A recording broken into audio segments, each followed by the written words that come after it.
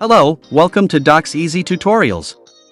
Let's talk about the COUNTIFS function in Microsoft Excel and how to use the COUNTIFS formula. The Excel COUNTIFS function returns the count of cells that meet one or more criteria.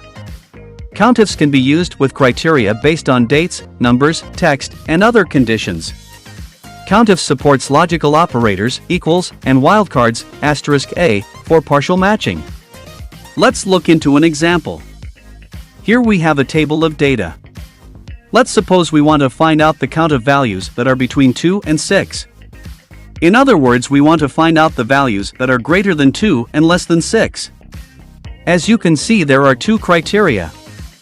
If we had only one criteria, we would have used COUNTIFS formula, but since we have more than one criterion, we are going to use the COUNTIFS formula.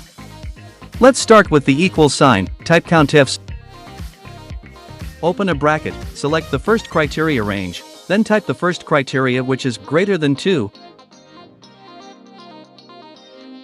Then after a comma, select the second criteria range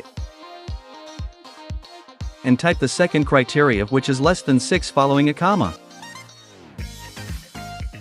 Now we can see 6 in the result as there are 6 numbers between 2 and 6 in the range.